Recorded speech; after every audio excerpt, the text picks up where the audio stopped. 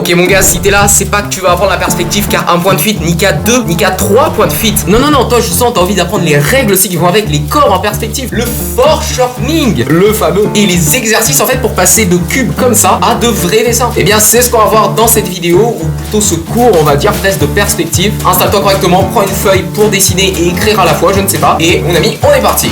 Ok. Le plus simple en fait ça va être la perspective à un point de fuite, c'est la base de tout ça, et même si c'est la base, on peut quand même l'utiliser pour faire plein de dessins hyper cool comme ceux que je suis en train de vous montrer, donc à ne pas sous-estimer. Mais tout d'abord ce qu'on va faire c'est qu'on va commencer par le vocabulaire, bien sûr. La première chose qu'on va voir ça va être la ligne d'horizon. La ligne d'horizon qu'on peut dessiner hop, par une ligne horizontale, en fait c'est la ligne qui sépare le ciel de la terre. Attendez, je vous montre en action tout de suite.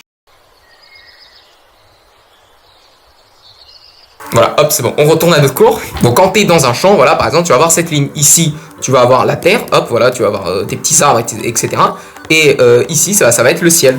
Voilà, et ça va être la ligne d'horizon, c'est la ligne que tu vois au loin, tu vois, les petites montagnes et tout. En fait, c'est la ligne de la mer, tu vois, quand tu es à la mer, c'est la ligne que tu vas voir. Hop, là, t'as le golfe et tout. Et ça, c'est la mer. Et c'est la ligne que tu vois au loin. La ligne d'horizon. Voilà, c'est l'horizon. Donc ça c'est notre premier élément. Notre premier élément de vocabulaire. Donc quand je dis ligne d'horizon, ça va être celle-ci. Et si tu as suivi un minimum tes cours de maths, eh bien, tu sais qu'une ligne, en fait, c'est une infinité de points. Si moi, je zoome ici, bon, ça marchera pas. Mais on peut dire que ici, c'est un point, tu vois. Ici, c'est un deuxième point, tu vois. Et tous ces points-là, ils sont collés entre eux. Tu vois, ils sont tellement collés, en fait, que ça forme une ligne. En fait, ça forme une ligne. Et donc, sur cette ligne, il y a une infinité de points. Ou comme dirait Paul Klee, une ligne, c'est un point qui est parti se balader. Voilà. Et nous, ce qui va nous intéresser, surtout ici, comme son nom l'indique, c'est la perspective à un point de fuite. Et on va choisir donc sur cette fameuse ligne, un seul point. Un point de cette infinité. Donc, par exemple, moi, je vais le faire ici. Hop, voilà. Donc, ce point là, hop, celui que tu vois, ça va être mon point de fuite. Le point de fuite, c'est juste un point sur la ligne d'horizon. Notre point de fuite, c'est le deuxième élément de base. Je veux que ce point, tu le vois comme un trou noir. Alors là, tu vas me dire, mec, comment ça un trou noir? Tu vois, ce point-là, c'est un trou noir, tu vois. Le trou noir, il est ici, tu vois, le point, ça va être un trou noir. Pourquoi un trou noir? Parce qu'un trou noir, en fait, ça attire tout. Tout ce qui va être mis ici va être attiré par le trou noir. Un trou noir, grossièrement, ça prend tous les objets qui sont autour, et ça les attire vers lui, tu vois, tous les trucs vont être attirés vers lui et il va les aspirer à l'intérieur. C'est le principe d'un trou noir. Et donc, à cause de la puissance de ce trou noir, si je prends, on va dire, je ne sais pas moi, je vais prendre un carré. Hop, je trace mon petit carré. Hop, voilà, c'est un carré, il est magnifique. Voilà, c'est un carré. Bah, le trou noir, il va tellement l'aspirer, tu vois, que à partir, tu vois, là, hop, il va être aspiré dessus. Tu vois, toutes ces parties-là vont être aspirées vers le trou noir. Tu vois, hop, comme ça, et ça va aller vers ce trou noir. Tu vois, bon, cette partie-là ici, on ne les voit pas, on va dire que le carré, il n'est pas invisible. On va dire, tu vois, hop, tout est aspiré vers ce trou noir. Ne vous inquiétez pas, on va voir ça en détail. C'est le principe, tu vois, tout est aspiré, n'importe quoi, tout ce qui va être ici, tu vois, va être aspiré vers ce trou noir. C'est ce que je veux que tu retiennes. Parce qu'on verra à la fin de la vidéo ce qu'on appelle la perspective isométrique, tu vois, l'isométrie. Et à ce moment-là, effectivement, les objets sont en perspective, mais ils ne sont pas attirés par un point de fuite. Toutes les lignes vont être parallèles, tu vois, tu verras, tu vois. Et à ce moment-là, il n'y aura pas de trou noir, entre guillemets, il n'y aura pas de point de fuite. Donc c'est ça le principe. Tout ce qui est plus loin, tout ce qui est plus proche, tu vois, de ce trou noir va être plus petit. Si je mets un petit carré ici, bah, on va dire que à peu près celui qui est ici, en fait, ça fait la même taille. Ils font la même taille, sauf que comme il est bien plus proche du trou noir, du point de fuite, tu vois, il est prêt à se faire aspirer. Bah, à ce moment-là, il va être plus petit, tu vois. Voilà. Donc en fait, si ce trou noir, il attire tous les objets qui sont autour, voilà, je sais pas, je peux faire, je fais un triangle, voilà, s'il attire tous les objets, tous les trucs, tu vois, il les aspire presque, sans les modifier forcément, tu vois, l'objet ici, il reste le même, mais s'il les aspire vers lui, bah, ça veut dire qu'on peut représenter en fait ce mouvement. Je m'explique. Quand quelque chose va d'un point A, donc notre magnifique point A ici, à un point B. On est d'accord que tu peux représenter ce mouvement par une flèche. Tu vois, hop, tu viens ici, tu fous une flèche du point A au point B. Donc c'est comme ça qu'on représente son mouvement. Sauf que maintenant, ce point B là, si tous les objets qui sont autour vont vers ce point B. Donc par exemple, hop, ici on a un point, tu vois, une infinité de points, tu vois, un cercle presque autour, tu vois, on va dire on a un cercle. Et tous ces points, hop, ils vont vers le point B. Donc je vais prendre une autre couleur, hop, ils vont vers lui, hop, hop, hop. Voilà. Je mets pas les trucs des flèches, voilà, ils vont vers lui. Tu vois, tous les points convergent vers le point B. Tu vas voir assez vite qu'on se retrouve avec, à peu près, tu vois, le point B au centre et plein d'axes comme ça, tu vois, qui sont autour. Tu vois, c'est une étoile presque. Tu vois, le point B, c'est devenu une étoile. C'est notre point central, notre point B. Il y a plein de branches, tu vois, qui partent comme ça, vers tous les autres points. Et ces lignes-là, en fait, imagine que ce point B, maintenant, c'est notre point de fuite. Et ben oui, c'est ça le truc. Notre point B, c'est notre point de fuite. Celui-là, là, le magnifique point que tu vois ici, c'est notre point B. Et toutes les lignes, tu vois, maintenant on s'imagine les points, je vais faire ça à la règle, toutes les lignes qui convergeaient vers lui, qui convergeaient vers ce trou noir, grossièrement, hop, elles font ce truc-là, tu vois. Voilà. Et ces lignes-là que je suis en train de tracer en rouge, là, ce sont des lignes de fuite, c'est comme ça qu'on les appelle. Et les lignes de fuite, pourquoi des lignes de fuite? Tout simplement parce qu'elles fuient le trou noir. Et bah oui, vous voyez, elles ont pas de sens, tu vois. La première fois, je les ai représentées comme ça, tu vois, qu'elles allaient vers le point de fuite, parce qu'elles étaient aspirées. Mais on peut dire aussi qu'elles vont dans l'autre sens. Il n'y a pas de sens, tu vois. C'est juste que les lignes font ce truc-là, et on se retrouve avec, ici, si j'enlève mon trou noir, on se retrouve avec nos 3 éléments de la perspective. Je les répète. Le premier point, la ligne d'horizon. Donc c'est cette ligne-là, voilà, une infinité de points entre ciel et mer, ciel et terre. Ensuite, notre deuxième élément, c'est le point de fuite. C'est le trou noir. Tout va être aspiré vers ce point. C'est l'élément central. Ce point-là, c'est un des points de l'infinité sur la ligne d'horizon. Et ensuite, on a nos lignes de fuite. Ces lignes-là, elles fuient le trou noir. Tu vois, elles partent. Ou alors elles partent vers le point de fuite, elles sont aspirées. Là, tu te représentes comme tu veux. Et maintenant, on a nos 3 éléments. Et à partir de ça, là, de ce que j'ai représenté ici, je vais juste baisser un petit peu l'opacité. On va pouvoir commencer à représenter, on va dire, un cube. Pourquoi un cube? Parce que on dit, si tu sais dessiner un cube, tu sais à peu près tout dessiner. Voilà. On peut représenter, grossièrement, simplifier tout ce qu'il y a dans la réalité par un cube. Tu vois, je prends n'importe quoi, je fais quelques cubes, je peux le représenter rapidement. Avec ce truc-là qu'on voit ici, cette sorte d'étoile et tout, et ces lignes de fuite, en fait, on a notre perspective à un point de fuite. Ce truc-là, c'est la perspective à un point de fuite, tout simplement. Sauf que maintenant, je vais avancer une règle, on va dire. Tous les objets qui seront ici, je vais prendre du noir, vont être soit face à nous, donc par exemple, hop, je vais faire une face de carré, bon c'est un rectangle, t'as compris. Donc soit tous les objets vont être face à nous, ici tu vois cette face là, elle est bien face à nous, tu vois, nous on est là, tu vois, nous on est ici, je sais pas comment dire, nous on est là, tu vois, nous on est là, voilà, nous on regarde tout ce qu'il y a autour, et cette face là est face à nous. Donc soit les objets vont être face à nous, ils vont avoir cette face comme ça, soit la deuxième face, on va dire, va être aspirée vers l'autre point, tu vois, elle va suivre les lignes, elle va aller vers celui-ci. Là, attention, ça commence à aller trop vite. Pourquoi ce truc-là? Pourquoi est-ce qu'il y en a une qui est attirée, l'autre n'est pas attirée? Je m'explique. Je vais avancer ma méthode en fait. Cette méthode-là, que je l'ai vue nulle part, c'est juste un truc que je me suis dit, voilà, ok, c'est en développant ce truc-là, en fait, c'est simple et on peut construire des trucs, surtout au début. On peut construire la perspective comme ça et ça marche. Et j'espère en tout cas qu'elle va t'aider pour comprendre la perspective à un point de fuite et ça marche. Cette méthode-là, elle marche pour les 3 points de fuite. Donc, ce que j'avance ici, c'est que pour les perspectives à un point de fuite, donc avec un seul point sur cette ligne, tu vois, qui va nous intéresser, on va commencer par une face. Donc par exemple, si je veux dessiner une face, c'est quoi? C'est la face qui est face à nous. Donc si moi j'ai envie de dessiner un cube, toutes ces faces, c'est quoi? C'est un carré. Donc j'ai dessiné un carré. Je vais le faire de l'autre côté. Hop, petit carré ici, c'est carré. Rigolez SVP. Et maintenant, on a cette face. Ce truc là, c'est une face. Donc parce qu'on est en un point de fuite, c'est la règle. On commence par une face. Je vous expliquerai juste ensuite pourquoi. L'autre face, parce que le cube il a quand même d'autres faces, qu'est-ce qu'elles vont faire? Elles doivent bien être attirées quelque part. Parce que ces faces-là, donc cette face-là, pardon, elle est attirée par absolument rien du tout. Tu vois, tous les traits sont parallèles. Ces 2 traits-là sont parallèles entre eux, et ces 2 traits-là sont parallèles entre eux. Tu vois, ils ne sont pas aspirés ils sont pas aspirés tout simplement. Cette face-là, elle est face à nous, elle est normale, tu vois, il y a rien. Sauf que ici, comme on est en perspective à un point de fuite, il y a une des faces qui doit bien être attirée, tu vois, il y a bien une partie qui doit être attirée vers le point de fuite. Donc ce qu'on va faire, c'est qu'on va partir des sommets qu'on voit, tu vois, parce que c'est là que partent les lignes, comme ça, et on va les relier au point de fuite. On relie 2 points, voilà. Et dès qu'on a ça, donc on va dire que je vais en faire un en haut aussi. On s'en fiche du placement, il y a absolument pas de problème. Donc je pars des 3 sommets. Voilà, il y a 3 sommets visibles, on va dire. Voilà. Celui-là, on s'en fiche un petit peu. Je pars de ces 3-là. Donc, hop, comme ça, on relie. Rien de plus simple. Voilà, on relie 2 points, on relie les sommets visibles. On se retrouve avec ce truc-là. Ce truc-là, déjà, ça ressemble à une perspective, on est d'accord? Ça ressemble, je sais pas moi, un petit peu à un train, tu vois. Ok. Et donc, tu peux voir que, imagine, tu vois, t'as ton petit cube, tu vois, t'as ta petite face, et il se fait aspirer. On dirait pas il se fait aspirer par le trou noir. Bah, c'est ça, en fait. C'est ça le principe. le cube là, il est en train de se faire aspirer par le trou noir. Sauf que bon, notre cube il est pas infini. Notre cube il doit bien être délimité quelque part. Donc, ce qu'on va faire, c'est que on va délimiter. Ça va être dès qu'on a fait ça, tu vois, pour un point de fuite, on a mis notre face, ok, très bien, parce que l'objet est face à nous, et on a relié ensuite les sommets, on a relié au point de fuite. Maintenant, officiellement, notre cube, tu vois, il est en perspective. Sauf que là, notre cube il est infini. On veut pas ça. Notre cube il est fini quelque part. Donc, ce qu'on va faire, c'est qu'on va délimiter notre cube. Donc, on choisit un emplacement au hasard. Pour le moment, c'est très simple. On choisit par exemple ce point-là sur une des lignes. Hop, voilà, celui-ci. Hop, on va dire ici, je choisis celui-là. Ça n'a absolument aucune importance. C'est là où tu veux le délimiter. Et ensuite, t'as remarqué que toutes les lignes qui sont verticales ici, sur notre face, elles sont parallèles. Tu vois, elles sont toutes parallèles entre elles parce que, on verra juste après, il n'y a pas de point de fuite. Mais ça, c'est autre chose. Donc, sachant que toutes les lignes verticales sont parallèles, toutes les autres qu'on va faire après, elles vont être parallèles aussi. Qu'est-ce que je vais faire? Bah, je vais partir de ce point-là. Je dois faire une ligne verticale. Et hop, je trace ça. Notre délimitation en haut, elle est terminée. Maintenant, de ce point-là, de celui-ci, qu'est-ce que je dois faire? Je dois partir de ce côté-là, tu vois, parce que je dois délimiter le bas.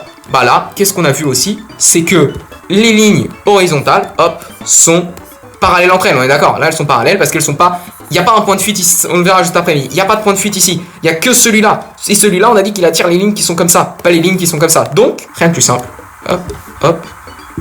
On part de ce point-là et on trace à peu près une ligne parallèle à celle-ci. Pardon. Parallèle, hop. Ces deux-là, elles sont parallèles. Et pardon, j'ai pas fait l'autre. Hop, celle-là aussi, on l'a fait comme ça. Et là, si je viens gommer ce qui était ici, j'ai fait ça sur un autre calque. On a, mes amis, nos cubes en perspective. C'est pas vraiment des cubes, c'est des parallélépipèdes, mais t'as compris. On a nos formes simples en perspective. Ça, c'est la perspective. Et dès qu'on a compris ça, dès qu'on a compris que, ok, on fait en un point de fuite, donc là, on reste sur un point de fuite, on fait une première face.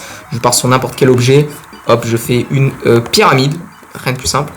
On part des sommets ensuite. Première étape, la face. Deuxième étape, sommet. On relie. Troisième étape, délimitation. Celle-là, parallèle à celle qui va arriver ici. Donc, on prend un point, on délimite. Hop, ensuite, celle-là, pareil, elle va être parallèle à celle qui est ici. Bim. Ensuite, on gomme et on a terminé.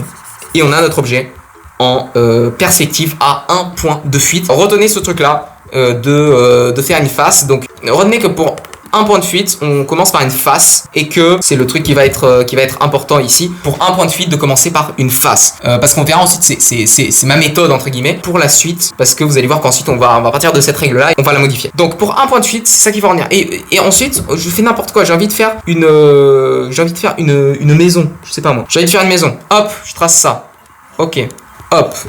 Ensuite, je pars des sommets. Je relie. Très bien. Ok. Maintenant, j'ai envie de délimiter. Je délimite ici. Parallèle, toujours. Maintenant, à ma magnifique maison, j'ai envie de lui rajouter une entrée. Typiquement. Enfin, j'ai envie de lui rajouter ici une aile. Genre là, tu vois, qui est une aile qui part comme ça. Ok. Ok, on a dit que toutes les lignes qui étaient horizontales, bah, elles sont horizontales, tout simplement. Elles sont attirées vers rien du tout. Donc, j'ai en tracé deux horizontales. Tu vois, elles partent d'ici. Elles font comme ça. Ok. Toutes les lignes verticales, cette fois-ci, sont pareilles, parallèles. On l'a vu, voilà, regarde, hop, je les trace, hop, celle-là, elles sont toutes parallèles entre elles. Bien, magnifique. Maintenant, j'ai un sommet qui est ici. Oh là là. J'ai un sommet qui est ici, j'ai un deuxième sommet qui est là. Qu'est-ce qu'on fait? Sommet, on les relie. On relie avec le point de fuite. Hop, ok. Faut bien le délimiter maintenant quelque part, parce que là, il part un petit peu trop loin, donc je vais le délimiter ici. Je vais gommer tout ce qui est inutile. J'ai gommé ça. Ok, maintenant dès qu'on a ça, ok, magnifique, super. J'ai envie de lui mettre un toit. Ok, on va lui mettre un toit, vas-y, hop, on lui met un petit toit. On part d'une face, tranquille, on part d'une première face. Ici, je lui fais un triangle. Logique, basique. Logiquement, on est censé calculer le triangle. Mais c'est pas genre, c'est-à-dire, t'es censé, tu vas faire le milieu. Hop, petite règle, voilà, que je mets aussi. Quand tu veux connaître le milieu d'une face, qu'est-ce que tu fais? Tu traces les diagonales. Et ensuite, tu vois, ce point-là, c'est le milieu. Ce point-là, là, c'est le milieu de notre face. Donc, ce qu'on va faire, c'est qu'on va faire ça. Et là, tu vois, ça, c'est le milieu de ce truc-là. Donc, si on continue, tu vois, bon, je tombe à peu près. On a notre face. On a un sommet ici. On le relie. Et on va dire maintenant que j'ai envie de l'arrêter ici. Hop, celle-là, là, va être parallèle avec celle-là. Donc, qu'est-ce que je fais? Hop, je regarde à peu près qu'elles soient parallèles. Ok, magnifique. Et cette partie-là, je sais pas, j'en ai aucune idée. Bon, là, on est parti sur un truc pas officiel, mais en réalité, ça fait pas ça. Tu vois, si j'ai envie de relier les deux trucs, ça va pas faire ça, ça va plus faire un truc comme ça. C'est autre chose, pas d'importance. On va dire que j'ai envie de rajouter un étage ici, tu vois. Hop, je continue ma face, tout est comme ça, on a un sommet ici, je le relis, je continue ce truc là parce que tout est parallèle, tu vois, hop, on va dire on a un deuxième étage, et je fais continuer le deuxième étage ici, hop, on va dire je l'arrête là, tu vois, c'est pour ça que ça fait ça, je sais pas, voilà, c'est des formes, l'important ici c'est de faire des formes, là on a notre petite maison, voilà, ensuite on peut venir, je veux mettre une porte, ok, je vais mettre une porte, ici on a un sommet, tu vois, je mets un trait, ok, on a un sommet, on relie, ensuite je veux délimiter, tout est parallèle, de toute façon, tout ce qui est vertical est parallèle, je mets juste un trait parallèle. J'ai envie de mettre une fenêtre, ok. De toute façon, tout est parallèle sur cette face-là. Tout ce qui est sur une face, donc sur cette face-là, hop, je fais ça, hop, tout va être parallèle. Tu vois, il n'y a pas de truc de perspective et tout. Et voilà, là, on a notre petite maison improvisée. Nickel. Ok, donc maintenant, ce qu'on va faire, c'est qu'on va passer à 2 points de fuite. Ok, magnifique. Magnifique. Hop, ici, 2 points de fuite. Donc, pour 2 points de fuite, comment est-ce qu'on va aborder ça? Déjà, on a toujours notre ligne d'horizon. Ok, tout va bien. Notre ligne est toujours là. La Terre n'est pas morte. On a toujours la Terre. On a toujours le ciel. Ok, magnifique. 2 points de fuite, comme le nom l'indique. On va mettre 2 points. Je vais mettre un point ici et je vais mettre un deuxième point ici. Et maintenant, comme on l'avait déjà dit, avant de faire ça, je vais prendre un petit truc. Hop. Pourquoi est-ce qu'on a 2 points de fuite? Parce que dans la réalité, quand tu as un cube, tu as un objet cubique. Si moi je te le montre de face, donc ça c'est la face, tu vois, c'est avant, pour la perspective à un point de fuite, tu as cette magnifique face. Quand je vous la montre, donc vous la voyez sans être modifiée, tu vois, donc que ce trait-là est parallèle à celui-ci, bon il n'y a pas de trait mais t'as compris, tu vois, parallèle, et les traits sont parallèles, tu vois. Quand je vous la montre comme ça, on est d'accord, tu vois que cette face-là, et que tu vois pas ce qu'il y a sur le côté, tu vois, tu le vois pas du tout. Par contre, donc ça veut dire, est-ce que ça veut dire que notre perspective à un point de fuite, elle est pas bonne, tu vois, est-ce que ça veut dire ça? En fait, la perspective à un point de fuite, elle n'existe pas réellement dans la réalité. Parce que quand tu regardes de face, en fait, tu vas toujours voir que cette face-là. Alors oui, on l'utilise dans des dessins parce que l'autre point de fuite, en fait, le deuxième point de fuite est très éloigné. Parce que quand un point de fuite est très éloigné, on le voit très peu. Parce que les lignes, elles vont être aspirées très lentement. Tu vois, donc elles vont être presque parallèles. Parce que si en réalité, je tourne un petit peu mon objet, tu vois, donc là, je le tourne, tu vois. Tout de suite, cette face-là, pardon, elle commence à être aspirée, tu vois. Celle-ci, hop, comme ça, tu vois, celle-ci, elle part comme ça.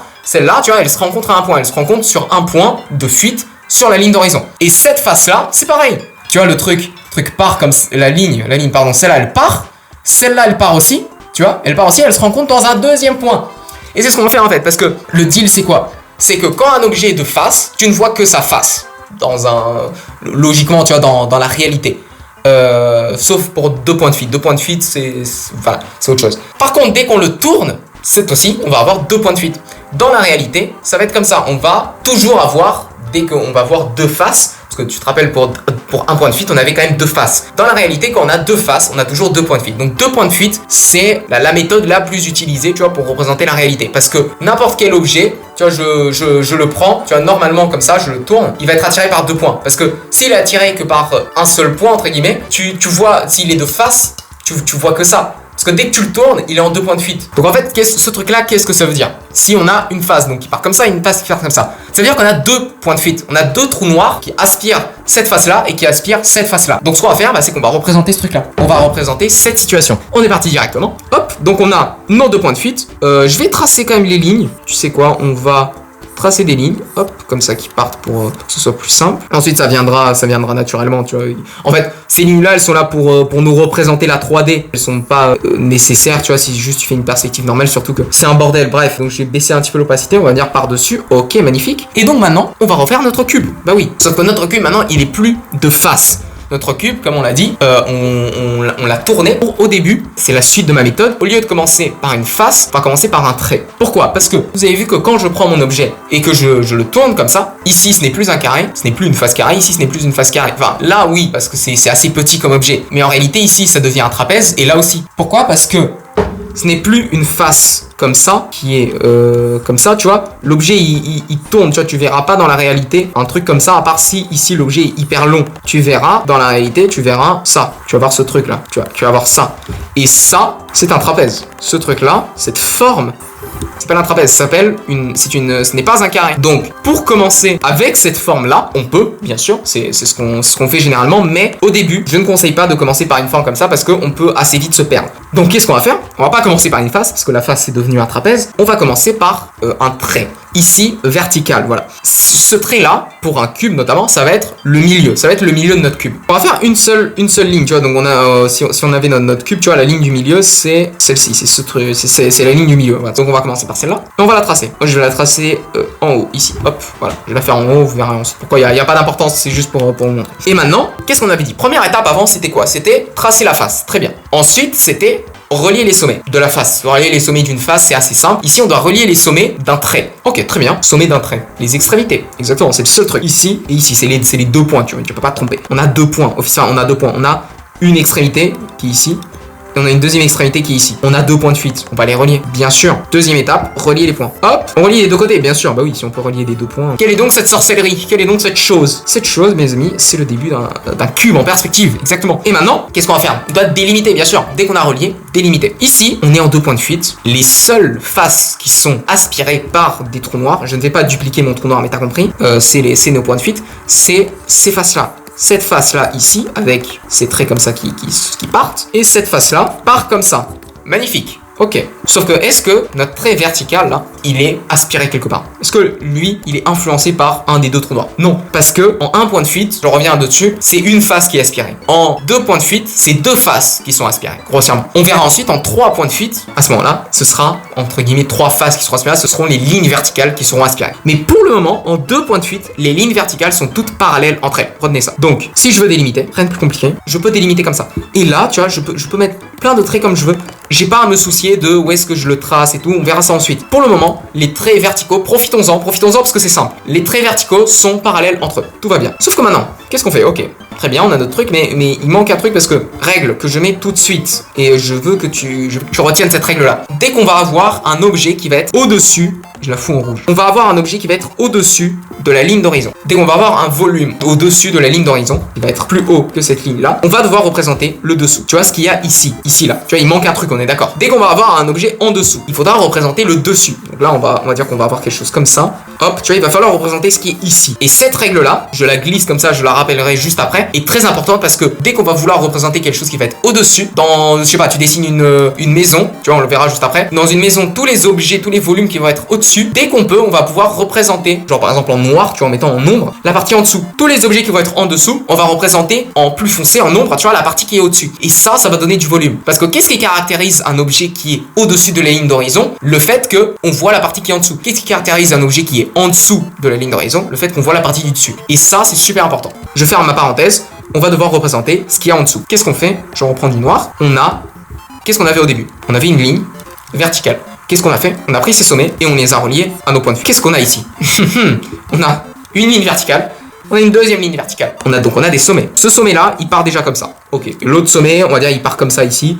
Ça nous sert à rien parce que le cube il est pas transparent, voilà. Mais tu peux le faire, ok. Pareil ici, il part déjà ici, ça sert à rien de le faire de l'autre côté. Tu peux le faire, voilà, c'est pareil. On va le faire ici pour comprendre. Hop, le truc part comme ça et le truc part comme ça. Ok, très bien. Sauf que là c'est assez simple parce que là où il y a ce croisement, je l'aborde maintenant parce que je voulais l'aborder plus tard aussi. Là où il y a un croisement, on a notre face du dessus. Si le cube était transparent. Mais bref, je reviens à ce que je disais avant. Pareil en dessous, il y en a une qui est aspirée, l'autre ça va être pareil. Par contre, ici en dessous, il y en a une ici, on la voit, parce qu'on a dit cette partie-là, on a dit que la partie qui est ici, on devait la représenter. Donc on va la représenter. Donc qu'est-ce qu'on va faire? On va faire ça, on va relier à ce point qui est ici, on va relier au point opposé. Et là, on a un magnifique croisement. Et croisement, mes amis, je veux, s'il vous plaît, croisement est égal à délimitation. Dès qu'on a un croisement de deux lignes, on peut délimiter. Et maintenant, qu'est-ce qu'il nous reste à faire? Il ne reste plus qu'à gommer. Et là, c'est la partie satisfaisante. Et maintenant, on peut faire ça à l'infini. Nous, ce qu'on a fait ici, c'est qu'on a mis la face qui est en dessous. Mais si tu as une ligne qui... Pourquoi? Parce que notre volume, il est au-dessus de la ligne d'horizon. Mais si on a un volume, tu vois, notre trait vertical, il croise la ligne d'horizon. Tu vois, la ligne d'horizon que je rappelle est ici. Si on relie et qu'on délimite, on a terminé. Voilà, on a notre cube. Pourquoi? Parce que l'objet croise la ligne d'horizon, donc il n'est ni au-dessus, enfin il est au-dessus et en dessous de la ligne d'horizon à la fois. Donc on ne doit pas représenter la partie d'en dessous. Et maintenant on peut jouer, maintenant on peut faire tout ce qu'on veut. Hop, voilà, tu viens ici, je vais pas le faire en entier, tu vas pour hop, ça, hop, on va dire je le fais. Ici, tu vois la partie, on la voit pas, elle est invisible, ok, mais le point est ici. Aspirer vers ce point-là. hop, comme ça, et on se retrouve avec un parallélépipède en perspective, voilà, et ensuite on peut faire plein de formes, et on a notre magnifique perspective, et on a terminé notre perspective à 2 points de fil, bien joué, il nous en reste plus qu'une seule. Voilà, l'important à retenir ici, c'est que c'est encore simple au niveau des traits qui sont parallèles, tu vois, on peut encore les utiliser pour nous permettre de nous guider, et ensuite, pareil, l'important ici, c'est de commencer par des formes très simples, vous voyez qu'on commence par des cubes, et ensuite, petit à petit, vous allez voir, ça va nous aider, parce que ce truc-là, ce truc qu'on est en train de faire ici, vous pouvez vous demander, et ça va être une partie de la vidéo, mec, comment je passe de ça à des personnages ou à des maisons, tu vois, que je vous montrerai juste après. Comment on fait ça?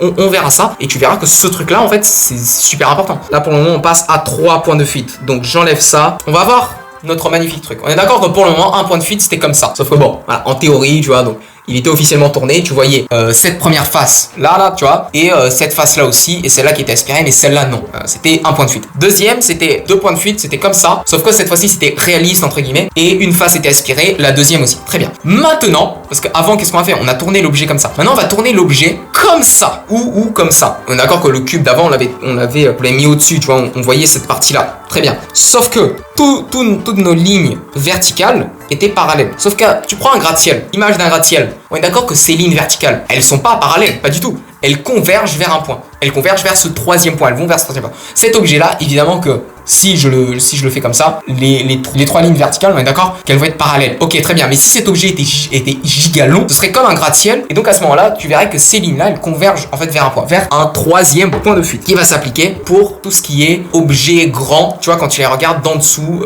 ou d'au-dessus. Tu vois, donc par exemple, typiquement un gratte-ciel. Commençons très simple. Ligne d'horizon, le truc qu'on applique à chaque fois. Je vais la mettre en haut. Ici, je vais la mettre en haut parce que je vais vouloir mettre mon truc ici, tu vois, pour le voir d'en bas. Non, 2 points de fuite comme avant. Ok.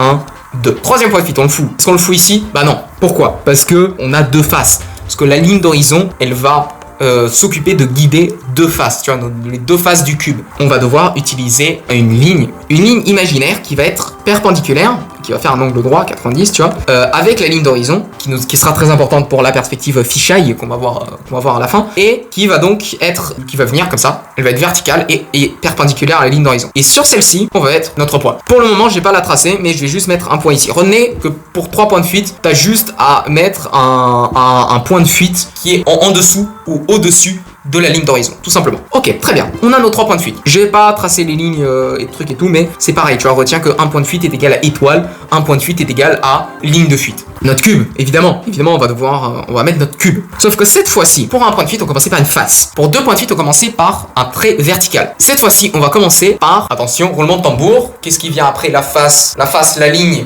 Qu'est-ce qui reste? Il reste un point. On va commencer par un point. Donc, je vais mettre un point. Ce point-là, on a 3 points de fuite. Qu'est-ce qu'on va faire? On va les relier. C'est la 2e phase. Dès qu'on a tracé notre base, on relie. C'est la 2e étape. Ok, je relie. J'ai 3 points, je relie aux 3 points. Ok, wow, ça ressemble déjà à quelque chose. Quelle est donc cette chose? On a 3 traits. Maintenant, on a dit que nos traits verticaux ne sont pas parallèles. Avant, ce qu'on faisait, c'est quand on avait ça, qu'est-ce qu'on faisait? On faisait ça et on pouvait déjà commencer à délimiter. Maintenant, on va pas faire ça. On va s'en tenir aux étapes. On a relié. Maintenant, on va délimiter. Ma délimitation, elle est là. Ma délimitation, elle est ici. Ok, très bien. Maintenant, dès qu'on a deux points, dès qu'on a délimité, qu'est-ce que ça signifie délimiter? Ça signifie rajouter un point. Point est égal à relier. Évidemment, on revient à la 2e étape et on relie. Wow, là, t'es en train de te dire, mais qu'est-ce que t'es en train de faire? C'est bizarre, tu vas comprendre. Sauf que il reste un point à relier. Celui-là se relie déjà ici. Celui-là, on peut le relier ici. Wow. On a une face. Croisement est égal à face. Ici, nous avons la face du dessus. C'est normal parce qu'on est en dessous de la ligne d'horizon. Ok, ça c'est bon, nickel. Qu'est-ce qui vient par la suite? Là, la face d'en dessous, là, elle est un peu bizarre. Normal, on doit délimiter. On a une ligne qui part vers celui-là. En fait, on a 3 lignes, donc on va délimiter sur une seule. Je délimite ici, par exemple. Ok, on a un nouveau point. Il vient déjà vers ce point-là, donc ça sert à rien d'aller vers là. Donc on va aller vers un autre point. On va aller vers les 2 points qui restent. Ok, croisement. Alors, ça va pas ressembler à grand-chose parce que j'ai foiré un petit peu, je l'ai mis trop près. Pas grave, c'est ça le principe. Donc là, on se retrouve avec une perspective, avec c'est un parallélépipède. Ne me dites pas c'est un cube, c'est un parallélépipède à 3 points de fuite. Basically, on a nos lignes de cette face là qui partent vers ce point de fuite là, celle-là qui part vers ce point de fuite là, tu vois, celle-là pareil, elle part là, celle-là et part ici, ok. Et différence avec le 2 points de fuite, nos lignes verticales partent vers ce point là. Alors là, pourquoi est-ce que ça rend hyper moche comme ça et que tu ne verras jamais cette forme de ta vie? Parce que ici le point, celui-là là, est beaucoup trop proche. Ma feuille beaucoup trop basse, donc c'est compliqué pour moi. Mais si je le fais plus petit, ça va commencer à ressembler à quelque chose. Si je fais ça par exemple, si je les continue, tu vois, genre si je les arrête ici, ça va plus ressembler à un gratte-ciel, tu vois. C'est vraiment perspective, j'aborderai ce point juste après, c'est vraiment perspective exagérée d'un gratte-ciel. Et ensuite, à partir de ça, on peut faire n'importe quelle perspective en 3 points de fuite. Je pars d'un point, hop, point que je relie aux 3. Ensuite, je délimite ici, je délimite ici.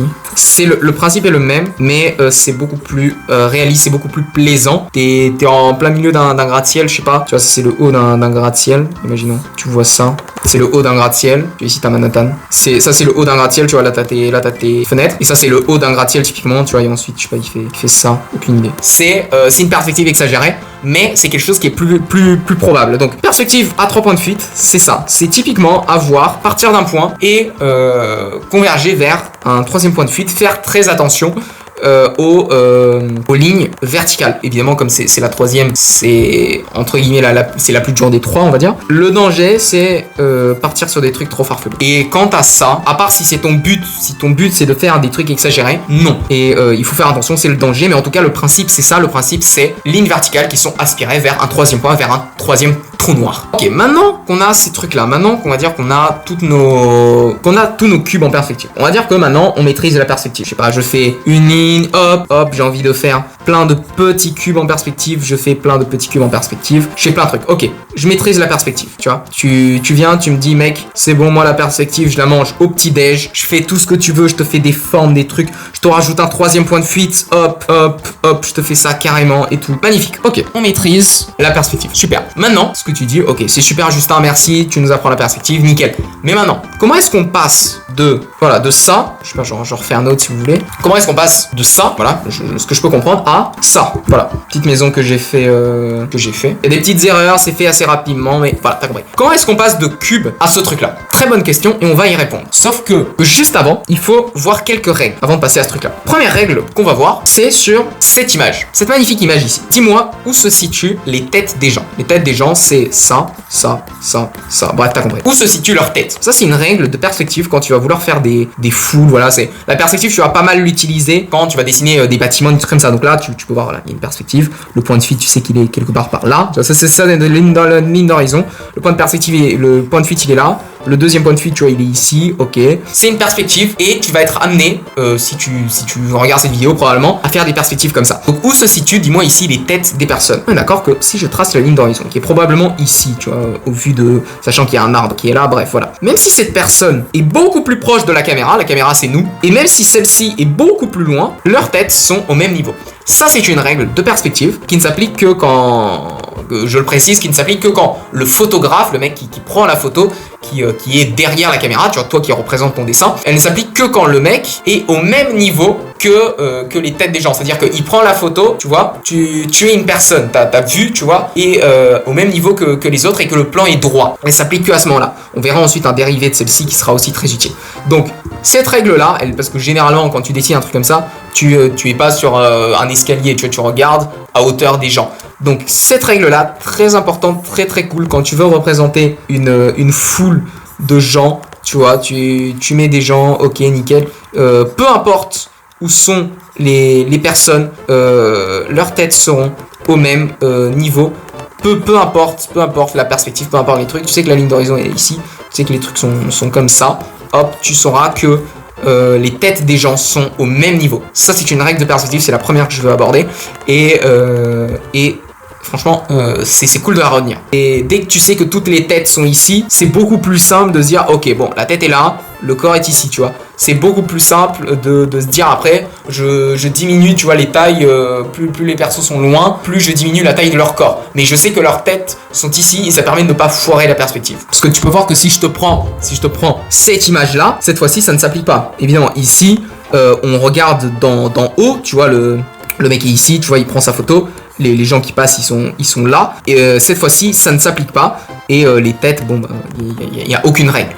Sauf que dans cette situation-là, on va voir ça juste après, on a quand même une règle pour... bon, ici, à peu près, les personnes sont toutes de la même taille. Mais pour avoir les bonnes tailles de personnes, quand tu prends une photo quand même d'en haut ou d'en bas, on a une solution pour ça, pour avoir toutes les personnes, on va dire, en bonne proportion. Donc ça, c'est la première règle. La deuxième règle, c'est que plus les points de fuite sont, et ça j'avais abordé là rapidement, plus les points de fuite sont proches, plus la perspective va être serrée, va être exagérée. C'est-à-dire que si je mets mes points de fuite assez proche, tu vois. Je fais un truc comme ça. Quand on a ça, on tombe sur ce genre de truc. Dis-toi que ce truc-là, c'est très rare dans la réalité. Et c'est quelque chose que tu vas voir très peu, sauf si la perspective est exagérée. Si tu veux faire des dessins comme ça, comme ceux que je suis en train de te montrer, évidemment que mettre des points de fuite serrés, c'est bien mieux. Par contre, si tu veux une scène plus réaliste, comme celle-là, à ce moment-là, mettre les points de fuite plus loin, en dehors de la feuille. Là, sur Clip Studio Paint, je sais pas si c'est possible. C'est pour ça que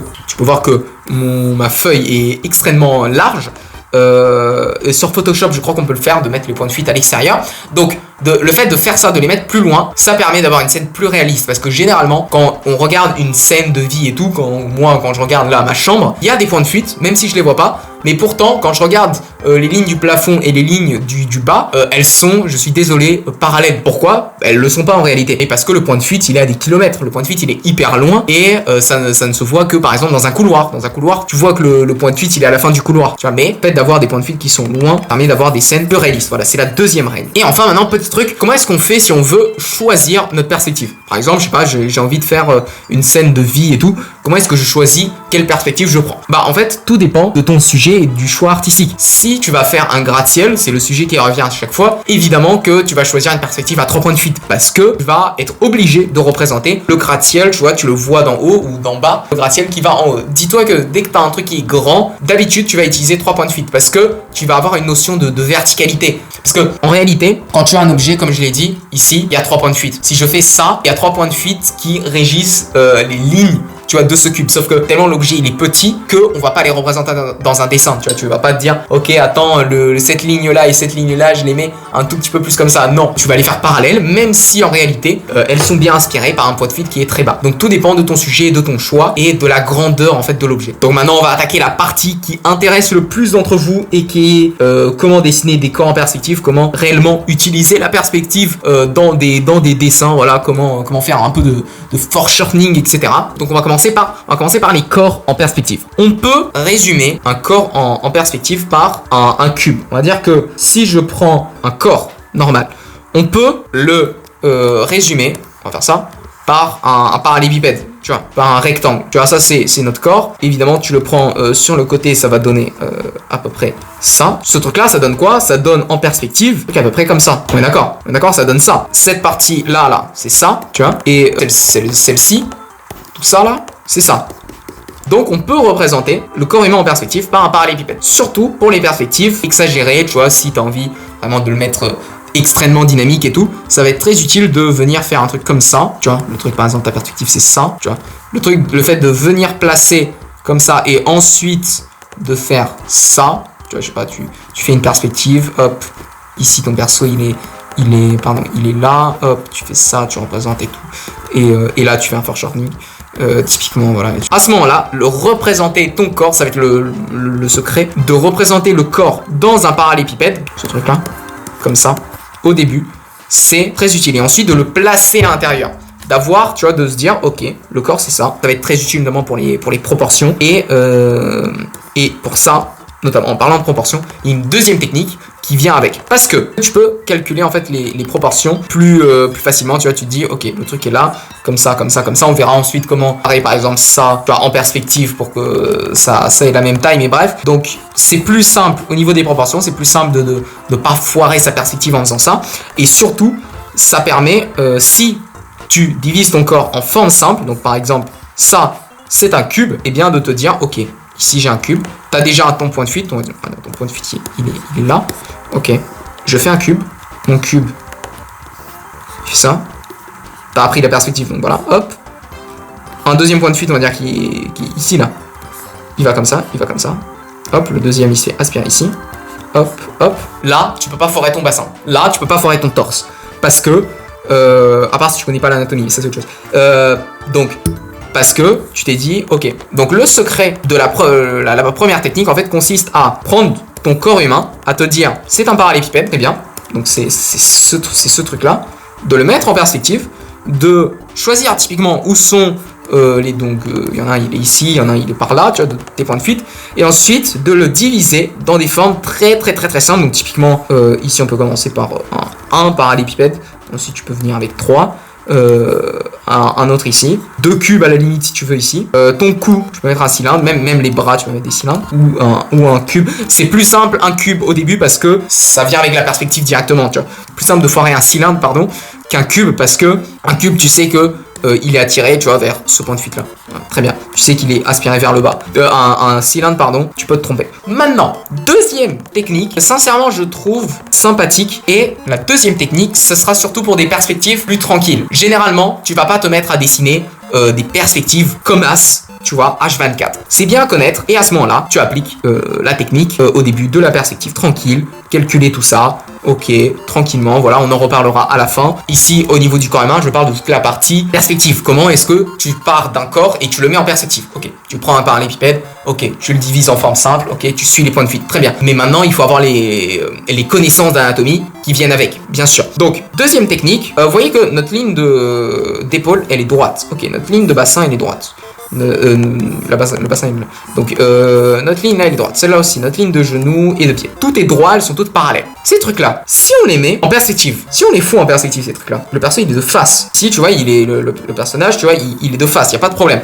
Sauf que maintenant, si je tourne mon perso, donc je commence à être dans un truc comme ça, mais que j'ai pas envie de le mettre dans un parallépipède, j'ai pas envie de chaque truc et tout en cube, etc. Je peux partir comme ça. Je viens, je mets ma ligne d'horizon. Premier point de fuite, deuxième point de fuite. Excellent. Ligne d'épaule. Ligne d'épaule ici. Ok. Ligne d'épaule, qu'est-ce qu'elle fait? On part d'un point, voilà. Hop. On trace une ligne d'épaule. Ligne de bassin. Ligne de genou, c'est la ligne d'horizon. On verra juste après. Ok. Ligne d'en bas. Ok, pour les pieds, celle-là. Et maintenant, si je prends mon petit schéma à côté, ce truc-là, on peut voir que il nous reste plus qu'à mettre un cercle. Voilà, entre ces deux lignes-là. À mettre ici peut-être un cube, si j'ai envie. À mettre ici un cylindre, etc. Toujours en forme simple. Et si j'applique ça ici, bah voilà. Hop. Ok, je viens avec ça. Je viens avec un, je sais pas moi, un cylindre en perspective. Le truc est... Voilà, cylindre en perspective, je mets une ellipse, ok, bon, le truc il suit, tu vois, le truc reste, les lignes là sont verticales, il n'y a pas de troisième point de fuite, on est en 2 points de fuite, ok. Ici je mets un deuxième cylindre, pourquoi pas, hop, il est un petit peu au-dessus de la ligne d'horizon, donc je montre pas le dessus, là typiquement, au-dessus de la ligne d'horizon, donc je montre le dessus. Là je monte pas trop, ok. Très bien, hop, je fais ça, ok. Là il est en dessous, donc je monte rien, mais par contre là, tu vois, le truc je le fais comme ça. Je fais pas le truc comme ça, tu vois. Ça c'est typiquement quand c'est au-dessus. Donc je monte comme ça, ok. Deuxième cylindre, ok. Ici en haut, ok. Et ensuite, mes pieds. Et là, mes pieds, vous voyez qu'ils sont pas à la même hauteur. Ce pied-là est plus haut que celui-là. Pourquoi? Parce que c'est comme ça que la ligne elle fait, tu vois. Si la ligne elle était comme ça, celui-là serait venu ici et celui-là serait resté là, tu vois. Tu comprends? Voilà. Et en suivant ces trucs-là, donc ici en faisant un autre cylindre, ici en faisant un autre cylindre, voilà, je fais pas les mains, ok. Bon, autre cylindre, toujours des formes simples. Hop. Ensuite, je fous un autre cylindre, voilà, je le fous comme ça. La tête, ok. On a notre perso en perspective. C'est une perspective, les amis, ici. Eh bien oui, parce que, et ça va être le truc le plus courant. Parce que généralement, comme je l'ai dit, on va pas avoir des persos en pose dynamique et tout H24. Tu vas peut-être, vouloir juste faire des personnages qui sont dans une scène de vie et tu vas te retrouver avec ça. Comme ces lignes de bassin, d'épaule, de tout ce que tu veux vont vers un point de fuite, c'est beaucoup plus simple pour nous, déjà le perso en perspective, et c'est beaucoup plus simple pour nous de le faire, de dire bon bah notre perso il est en perspective. Et si tu veux encore te faciliter la tâche, tu peux revenir au truc des cubes et te dire ok, le torse c'est un cube, ok, donc ce truc là, mes lignes verticales sont parallèles, pas de souci. Mes lignes qui vont vers là vont vers ce point là, pas de souci, ok. Les lignes qui restent, tu vois, donc ils vont rajouter ça là, bah elles vont vers ce point là parce qu'on n'a pas oublié. Donc hop, je fais ça, hop, celle-là aussi je fais ça, hop, je délimite, celle-là aussi elle fait ça. Parce qu'elle est mon ordi. Ah merde, ok. Ok, magnifique. Et là, on a notre cube, notre torse en perspective. Et notre personnage, bah, il est en perspective. Voilà. Et mes amis, avec cette technique-là, avec le fait de mettre, ok, ici je fous un cube, ici je mets, si je veux, ici aussi je peux mettre un cube, hop, le truc se fait attirer ici, le truc pareil ici, hop, avec cette technique-là, c'est infaillible. Je n'aborde pas ici tout ce qui est proportion, tout ce qui est anatomie, tout ce qui est muscle, etc. Parce que ça, c'est un autre sujet, ce n'est pas de la perspective. Mais, basically, perspective, c'est tout ce que vous avez à savoir. Pour la perspective, enfin, peut-être il y a d'autres trucs, je sais pas, mais en tout cas pour cette vidéo, moi, ce que je peux vous dire, c'est transformer vos muscles, vos parties du corps en des formes super simples, comme ici, reliées au point de fuite, voilà, tout simplement, et vos lignes, donc d'épaule, de bassin, des genoux, des pieds, vous pouvez en mettre d'autres, par exemple de la fosse cubitale, etc., de les mettre en perspective, c'est-à-dire qu'elles ne soient pas parallèles. Pourquoi? Parce que quand tu vas être juste un tout petit peu de côté, tout va changer, tu vois. Sauf quand tu vas être de face. Quand tu vas être de face, là, à ce moment-là, tu peux mettre tout parallèle. Donc, de faire ça, ça va déjà mettre tous tes persos en pose de perspective. Ensuite, deuxième truc sur lequel j'aimerais revenir, c'est comment est-ce qu'on fait si on a plusieurs personnes et qu'on a envie qu'elles soient bien ensemble, qu'elles soient bien proportionnées. C'est pour ça que j'ai fait ce plan-là, parce que tu peux voir que tous les genoux des personnes, tu sais, on avait dit la règle de la tête, tu vois. Si la tête est au même niveau que la perspective, on sait que les proportions sont à peu près bonnes, tu vois, parce que les têtes sont à la même hauteur, la perspective est bien, c'est cohérent. Ici, comme on est en dessous, comme le niveau de la photographie ici est en dessous, on n'a pas cette règle des têtes, parce qu'il y a une tête qui est ici, une autre là, ok. Mais par contre, on a les genoux des personnages qui sont à la même hauteur. Qu'est-ce que ça veut dire? Ça veut dire que tous ces persos là ont à peu près la même hauteur et ils sont cohérents entre la perspective et bien, parce que ça va être le deuxième truc qui va nous permettre de réussir à avoir dans une foule comme ça bonne organisation, tu vois, des persos, c'est de les mettre tous à la même hauteur avec un seul élément. Donc ici les genoux, je les ai mis à la même hauteur que la ligne d'horizon. Et donc là, ce truc là, c'est comme la règle avec la tête, tu vois, avec la tête à la même hauteur, sauf que là c'est applicable lorsqu'on est un petit peu en dessous ou un petit peu au-dessus de la ligne d'horizon. Sauf que maintenant, on peut être, encore une fois, ça ne résout pas notre situation, on est comme ça. Ça ne résout pas ce truc-là. Quand on est comme ça, on peut toujours rien faire. Parce que là, les têtes, tu calcules quoi? Les genoux, les trucs, ok. Là, ce qu'on peut faire, c'est très simple. Donc on a celui-ci. On va dire j'ai commencé par celui-là. Ce personnage-là, très bien. Sa hauteur, sa hauteur maximum, elle est ici. Sa hauteur minimum, elle est à peu près là. Voilà, on la voit pas. Donc, si j'ai envie de mettre un perso de ce côté-là et qui a la même hauteur, qu'est-ce que je peux faire? Bah, je pars d'ici, je relie au point de fuite. Très bien. Et cette partie-là, pareil, je la relie au point de fuite. Ok, on a ces deux traits-là. Mon personnage, qu'il soit ici, ici, peu importe. Si sa tête commence ici et ses pieds sont là, il aura officiellement la même hauteur que mon personnage. Je suis pas le meilleur pour expliquer ce truc là. Je recommande notamment, je crois, des vidéos de David Finch qui l'explique très bien aussi. Je l'ai précisé en début de vidéo, voilà. Mais je reprécise rapidement. Cette vidéo n'est pas exhaustive, même si elle dure peut-être 1 heure, je sais pas. Il y a beaucoup plus de trucs que vous pouvez apprendre d'autres gens. Vous pouvez avoir d'autres points de vue, vous pouvez mieux apprendre avec d'autres gens, je comprends. Bref, si j'ai envie de le mettre, tu vois, entre mon personnage et mon point de fuite, un autre perso qui a la même taille, je peux utiliser ça et ça marche à tous les coups. Ça marche de ce côté-là aussi. Si mon perso fait ça, hop, je sais que son bassin va être là, je sais que ses pieds vont être là, je sais que mon genou sera là, hop, et ensuite mon pied, et il aura les bonnes proportions. Ça, c'est pour avoir les bonnes proportions, c'est pour avoir des personnages qui sont en bonne perspective et en bonne proportion à la fois. Et maintenant, disons que j'ai envie de le mettre, voilà, comme celui-là, j'ai envie de le mettre sur le côté. Donc là, je vais partir de celui-ci, tu vois, de ce point-là. Je décale, je pars vers l'autre point de fuite, tu vois, parce que j'ai envie de partir de ce côté-là. Je pars ici en haut aussi. Alors là, je crois que je l'ai foiré, je suis pas sûr. Je pars ici. Et en fait, ce personnage-là est plus bas. Parce que si il doit vraiment partir, tu vois, genre, il avance comme ça. Et ensuite, il avance comme ça. Donc, il avance une première fois vers ce point de fuite-là. Il avance une deuxième fois vers ce point de fuite-là. Donc, il reste toujours dans la perspective de lui et pour avoir la même proportion que lui. Donc, c'est-à-dire que lui, il va baisser. Donc ce perso, voilà, pour être vraiment dans la bonne perspective, on va le baisser comme ça et on va le mettre là. Donc par exemple, vous voyez, moi aussi je me suis trompé là-dessus. Pour avoir vraiment les bonnes proportions, il est censé être comme ça. Tu vois, s'il veut vraiment partir vers ce point de fuite là, il sera comme ça. Mais je crois que moi j'ai intentionnellement mis un petit peu vers l'avant, tu vois, genre il avance, tu vois, il avance un petit peu comme ça. Mais généralement, on va toujours se guider, on va avancer en fonction de ces deux points. Ça marche pour n'importe quoi. Si je prends ça, hop, la même chose, hop, la petite boîte. J'ai envie que ma boîte ce soit exactement la même. Et j'ai envie de la foutre ici. J'avance, ok, très bien. Ici, là, hop, voilà. J'avance vers ce point-là, hop. Pareil, donc là, j'avance un petit peu, j'avance jusqu'ici. Niveau proportion, niveau ça, là, me demandez pas. Je sais juste que ce sera plus petit.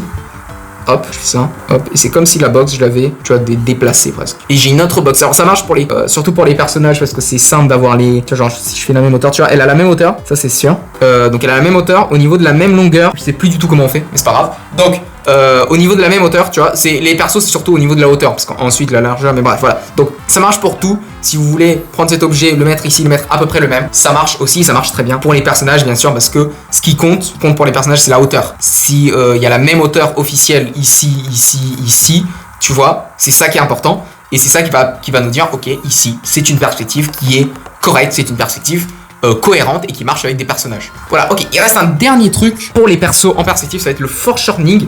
Voilà, j'essaye d'aborder un max de choses, les gars. Foreshortening, c'est ça, voilà, on en parle tout de suite. Voilà, donc encore une fois, n'hésitez pas à prendre des notes et de regarder d'autres vidéos, voilà, parce qu'aucune vidéo en réalité n'est exhaustive. C'est toujours bien de voir plein de points de vue, c'est toujours bien de tester différentes vidéos, différents points de vue. Et même si la vidéo durerait 3 heures, je suis sûr que même à ce moment-là, elle serait pas exhaustive. Parce que la perspective, voilà, c'est beaucoup de pratique, il y a pas mal de conseils et tout, mais voilà. Donc le foreshortening, déjà je précise que je ne suis pas un professionnel du foreshortening. Même si j'arrive à faire ce genre de choses, c'est pas le truc que je maîtrise le plus, c'est pas le truc que je suis, avec lequel je suis le plus confiant. Encore voilà, tu me demandes de l'anatomie, tu me demandes de la perspective et tout, ça va, je maîtrise assez bien. Mais par contre le foreshortening, c'est pas encore mon truc. Donc le foreshortening déjà c'est quoi? C'est quand on va avoir une perspective exagérée d'habitude, ou en tout cas avec une main par exemple, ou un pied et tout. Donc par exemple ici, tu vois, avec un pied qui va venir très très proche de nous, alors que sa tête est très loin, tu vois, et la perspective est vraiment là, il y a 3 points de fuite, tu vois, et puis il y a un point de fuite qui est ici. Si je fais un carré, tu vois, hop, un deuxième point de fuite qui est là, tu vois, le truc par là, c'est notre ligne d'horizon, le truc fait ça, hop, tu vois, c'est notre cube, tu vois. Et ici, tu as ça, hop, voilà. Donc, c'est une perspective exagérée, qui vient très proche de nous. C'est des croquis très rapides. Et ici, on peut le voir, voilà, avec le truc qui part comme ça. Et d'habitude, on voit très peu genre là, on voit très peu du bras, de l'avant-bras, tu vois. Et c'est des perspectives assez difficiles à faire. C'est le truc le plus compliqué, je crois. Peut-être, je sais pas, sur le corps humain à faire en termes de difficulté, en termes de perspective plus anatomie. Et le principe ici, il y a 2 techniques. Première chose, avant d'aborder les techniques, c'est le fait de penser en 3D. Il est hors de question de se dire, ok, mon bras, c'est ça, très grossièrement. Voilà, hop, je sais que ça fait pas ça. Ok, mon truc fait ça. Ici, on a la main. Ça, c'est mon bras. Il est hors de question de se dire, ok, mon bras, il doit rentrer ici. Et mon bras, ensuite, il doit faire ça. Parce que tu vas te retrouver avec ça. Et ça marche que si le perso il est comme ça. Tu vois, nous ici il est comme ça. Donc cette partie-là, moi si je te montre ma main comme ça, si je te fais ça, tu vois que ma main. Si je te montre comme ça, tu vois qu'une partie. Si je te montre ça, tu vois qu'une petite partie de l'avant-bras, de l'avant-bras, et tu vois qu'une petite partie de mon bras. C'est tout. Si je te montre ça, tu vois plus rien du tout. Le foreshortening, c'est ça. Il va falloir penser et accepter de se dire que ok, on verra pas toute la partie du bras. Il est hors de question de représenter chaque muscle et tout en bonne proportion et tout, de représenter tout comme ça et de juste faire ce mouvement. Hors de question de faire ça. Tout va être compressé, comprimé parce que ça va être en perspective. Tu vas avoir qu'une petite partie, tu vois. Donc la méthode que moi j'utilise, on va dire que je savais pas que c'était une méthode. Ça s'appelle la coil méthode. C'est en fait de venir, tu vois, de faire des ellipses comme ça, de faire des cercles, tu vois, qui représente en fait le cylindre. Moi j'aime bien les cylindres personnellement pour le foreshortening, et surtout de venir faire ça, basically, tu vois, c'est un cylindre. Ça, simplement, c'est un cylindre, tu vois. Et le fait de faire ça, tu vois, que cette partie-là soit plus grande que celle qui est ici, le fait que ton cylindre, ses traits, lui et lui, ne sont pas parallèles, donc pas ça, mais ils sont comme ça, tu vois, ça donne l'illusion du volume, et surtout si tu rajoutes des petits trucs comme ça, j'en ai déjà parlé, ça fait que tu es en volume et ça fait que ton foreshortening est plus ou moins réussi. Ça, c'est la première technique, le fait d'utiliser des cylindres, mais je comprends qu'elle ne marche pas pour tout le monde. Je comprends que c'est pas le truc qui fonctionne le mieux. Il y en a qui détestent ces techniques. Je comprends, il n'y a pas de souci. Deuxième technique qu'on peut utiliser pour le foreshortening, c'est de venir avec un cube. Voilà. Parce que, comme je l'ai dit, j'aborde la partie perspective, je n'aborde pas la partie anatomie. Évidemment qu'il faudra des connaissances en anatomie pour bien faire un foreshortening. Donc au lieu de faire des cubes qui sont plus faciles, voilà, moi je trouve pas, mais globalement de ce que j'ai entendu, ils sont plus faciles à rater en perspective que des cubes. Si je viens faire un cube ici, vas-y, on va le faire comme ça, ou comme ça, pas d'importance. Si je relie, tu vois, comme ça, tu sais que la perspective, je sais pas, elle est là, donc le truc fait ça, voilà, et que ton truc est, ton point est ici, que ton autre truc est là, voilà.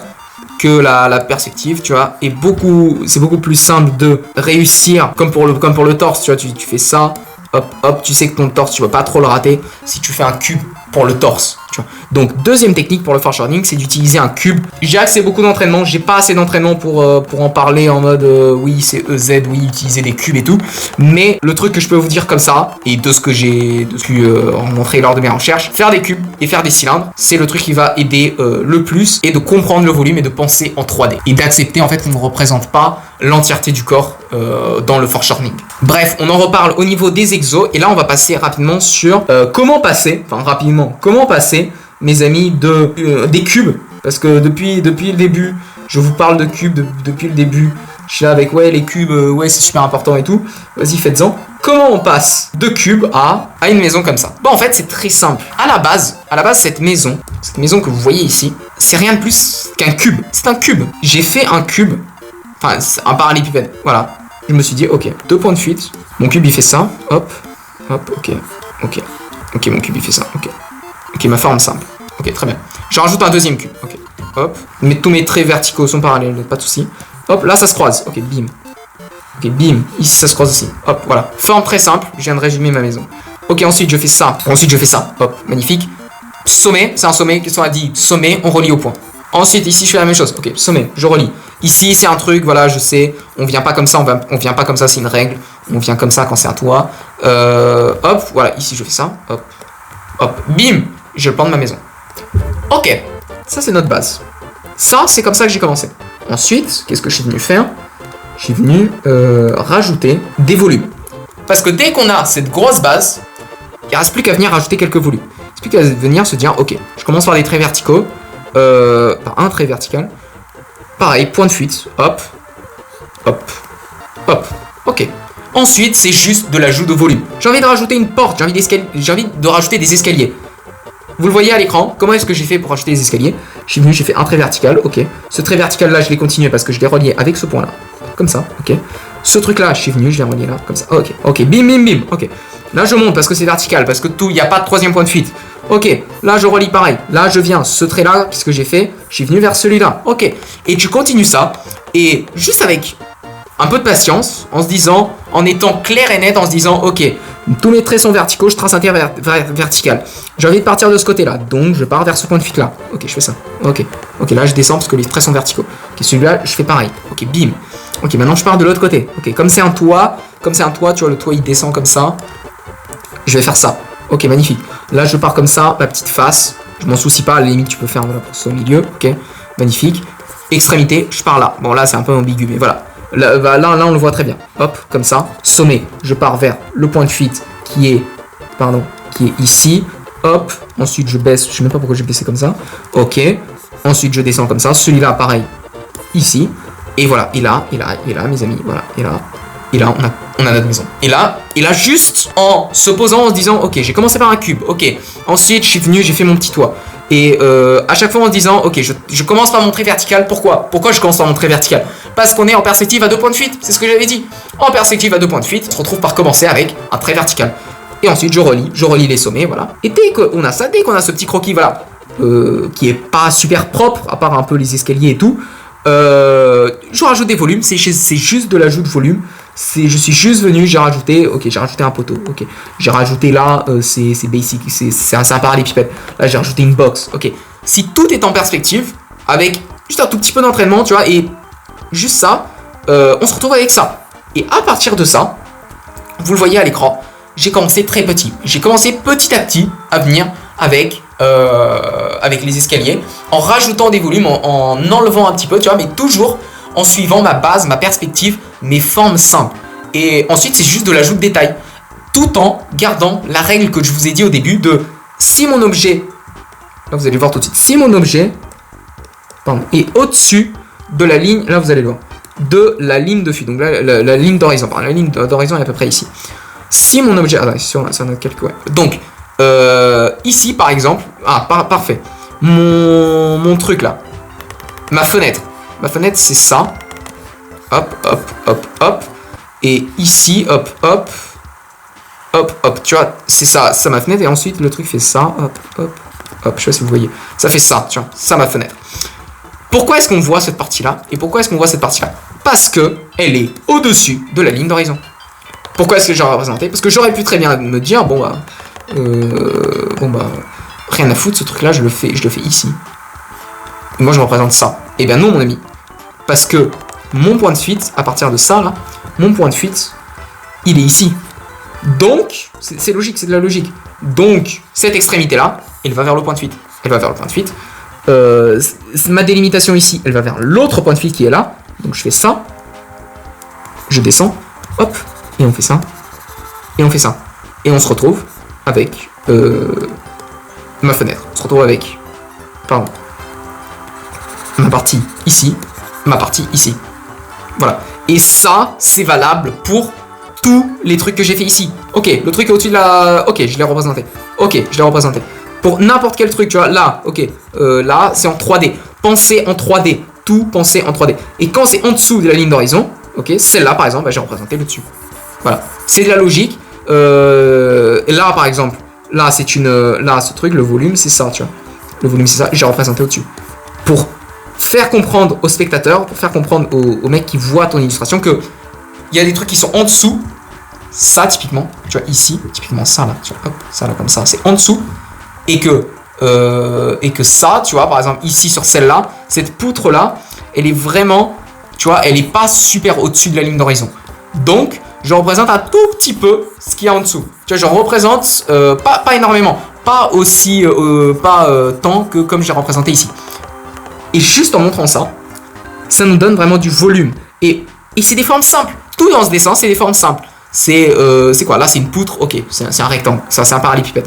C'est un parallépipède. Des parallépipèdes. Enfin, c'est un petit peu modifié, tu vois. Tout ça en suivant la perspective. Et encore, il y a des erreurs parce que je l'ai fait assez vite. Et avec ça, en partant, mes amis, d'un truc très simple, en partant de ce truc-là, en partant de ça, et juste en suivant bien vos points de fuite, je rappelle, la base, c'est ça. La base, c'est que des formes simples.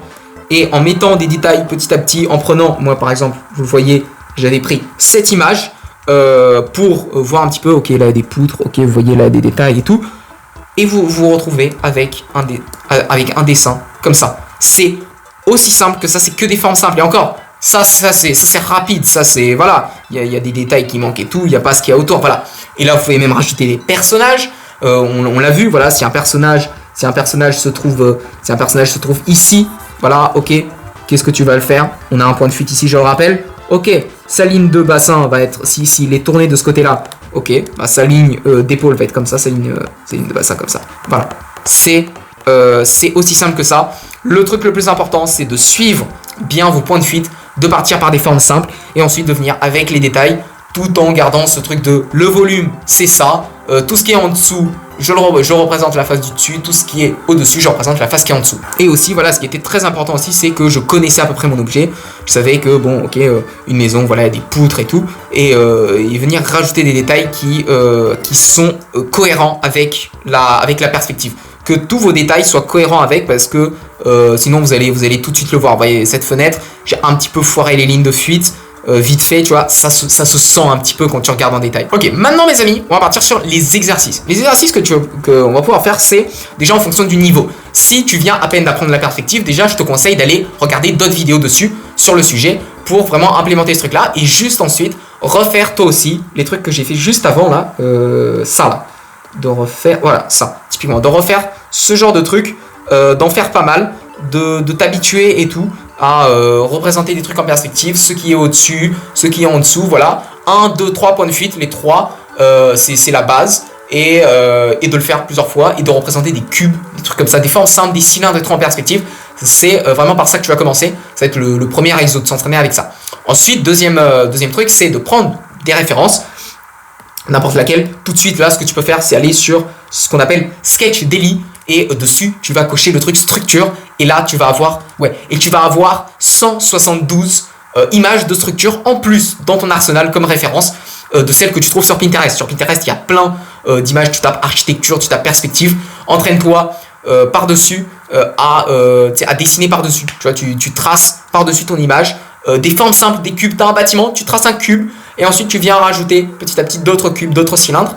Voilà, tracer par-dessus, dessiner à côté, prendre ta référence et dessiner à côté. Et ensuite tu peux faire même des studies si tu veux. Donc study, pour ceux qui ne savent pas, c'est que tu prends ton image, tu as ta référence, tu la caches, tu l'as dessinée une première fois, tu la caches, et ensuite tu la dessines à côté de mémoire. Toujours en simplifiant par des formes simples, par des cubes. Et le truc important, c'est pas de partir directement dans le détail. On se concentre pas sur le rendering dans la perspective, on se concentre pas sur arriver à ça, pardon, arriver à ça, on s'en fiche d'arriver à ça. Si déjà, toi, t'as ça, tout le boulot est déjà fait. Si tu arrives à faire ce truc-là, tout ton boulot est terminé. Si tu arrives à faire ça, t'as terminé ton truc. C'est nickel. Ensuite, pour les personnages, ce que je te conseille pas de faire, c'est pareil, le processus de prendre des références, etc., de faire des studies, et de faire un exo très sympa en foreshortening, qui est de juste prendre ton personnage, tu vois ton personnage ici, tu vois, et tu le représentes une première fois dans différentes poses, qu'elles soient statiques ou dynamiques aussi. Tu vas faire plein de trucs au niveau de ça. Si tu connais l'anatomie, si tu connais pas l'anatomie, mais tu connais voilà, la perspective et tout dans la théorie, je te conseille d'apprendre l'anatomie. Et hop, tu fais ça, comme ça.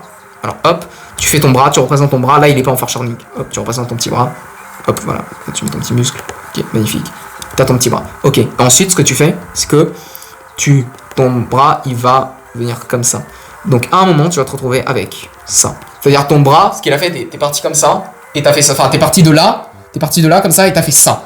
Le fait de faire ça pour les jambes et tout, ça va t'habituer à penser en volume et à le faire dans plusieurs poses, dans plusieurs perspectives et tout. Ça peut être très sympa, pardon pour le sketch très rapide, mais t'as compris. Donc, tu fais ça, voilà. Maintenant, on part sur des trucs un petit peu plus poussés. C'est pas des choses qu'on va vouloir voir à la base, mais c'est quand même sympa à voir et pour les connaissances et tout et pour la variété, c'est toujours sympa. Ce qu'on va voir maintenant, c'est, je vous ai parlé de cette ligne verticale et perpendiculaire, tu vois, à la ligne d'horizon. Et j'avais dit, voilà, pour les 3 points de fuite, j'avais dit, ok, on laisse notre point ici en bas ou en haut. Je sais pas si j'avais précisé. Bah voilà, notre point peut être soit en haut, soit en bas, pas d'importance. Nos 2 autres points, bah, je défouille ici. On va avoir 4, on va même avoir 5 points. Ce qu'on va voir ici, c'est la perspective fisheye. C'est un truc qu'on voit un petit peu partout. C'est très stylé. Je vais pas vous mentir, je n'en fais pas trop. Je m'aventure un petit peu en terrain inconnu. J'en ai presque même jamais fait, mais en tout cas, au niveau de la théorie, c'est quoi? Je vais en faire une juste devant vous. On a 5 points de fuite. Un point au centre, là où se croisent les 2 lignes. 2 points ici et 2 points ici. Sauf que, ici, on va avoir un truc très simple. Je vais introduire la notion de ligne curviligne, entre guillemets, de trait curviligne.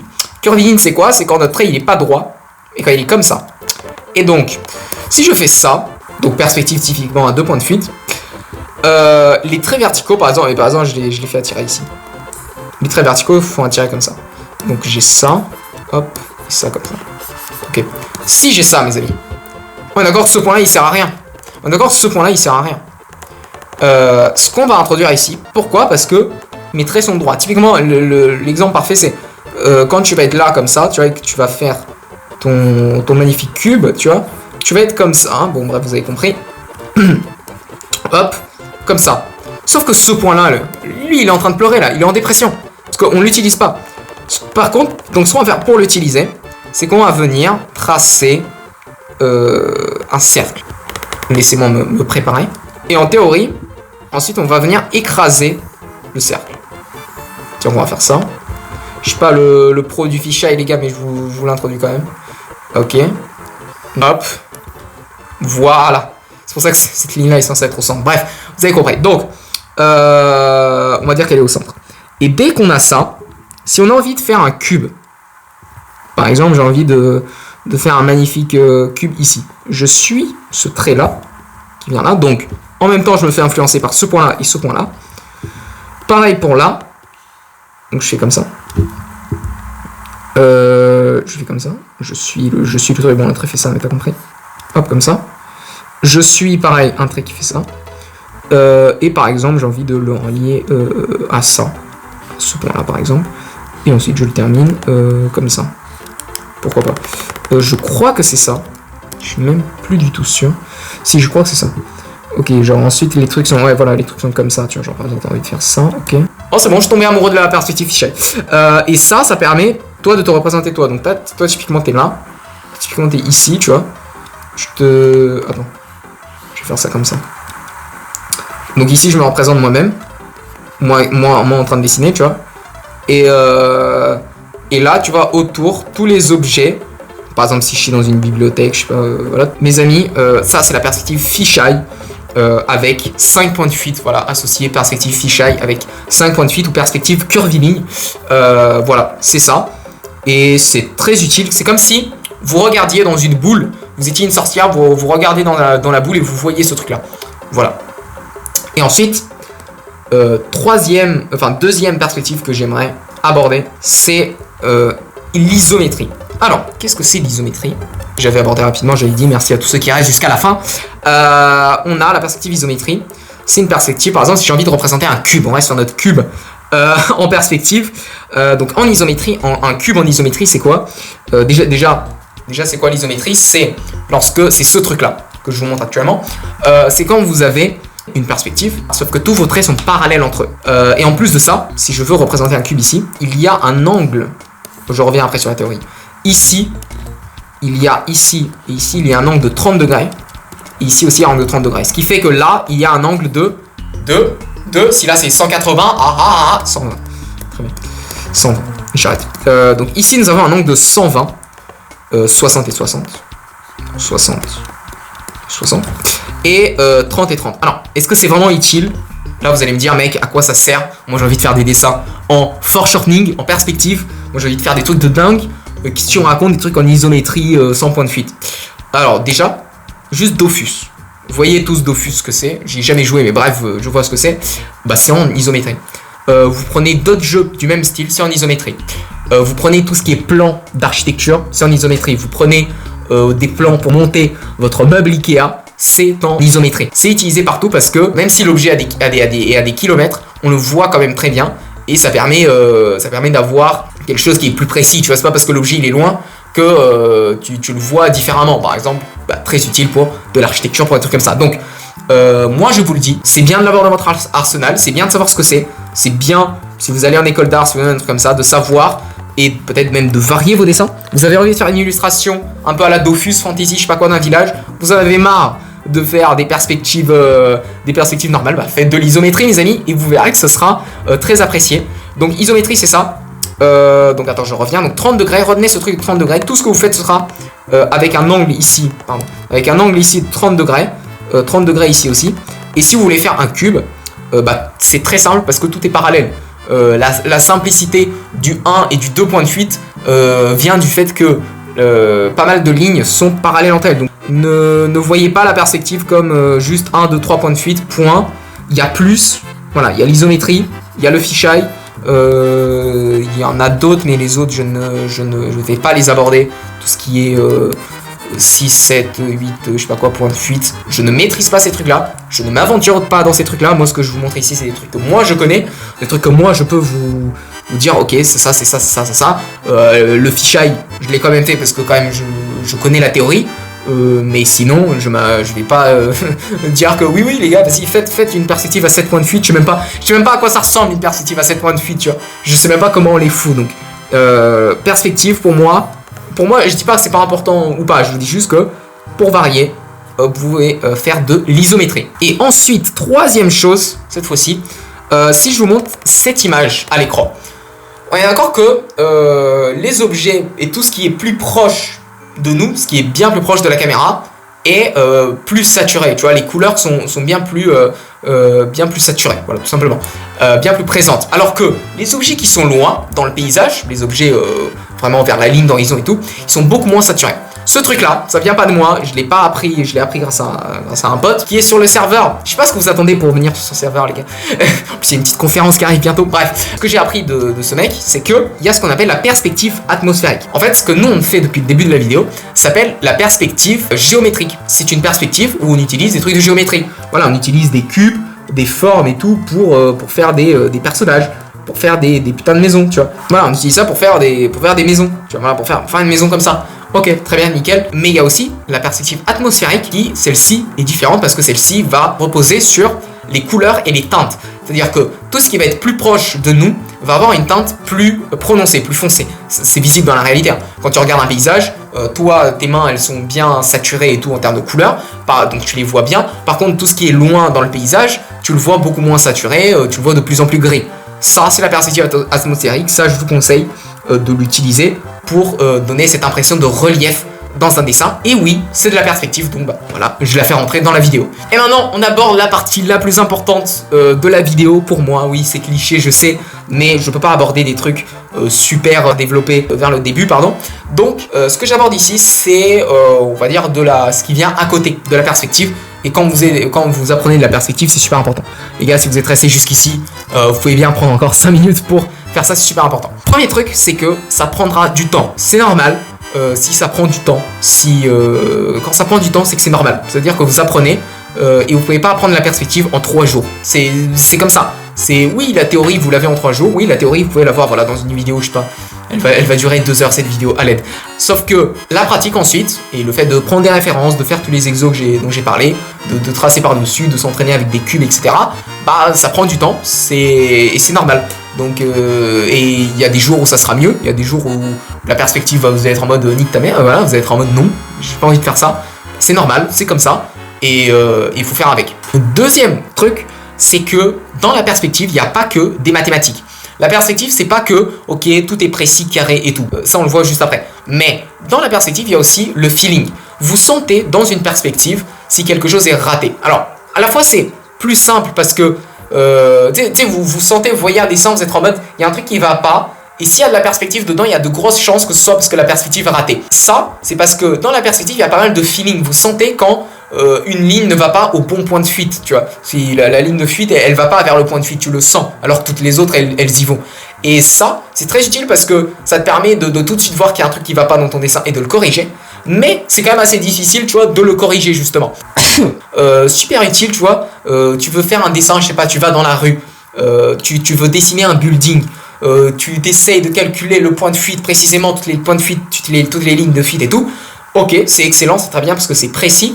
Sauf que laisser place au feeling et juste se dire, ok, je sais que les lignes elles vont à peu près vers cette direction-là et que si je les fais toutes à peu près vers cette direction-là, la façade elle sera correcte, à peu près en perspective.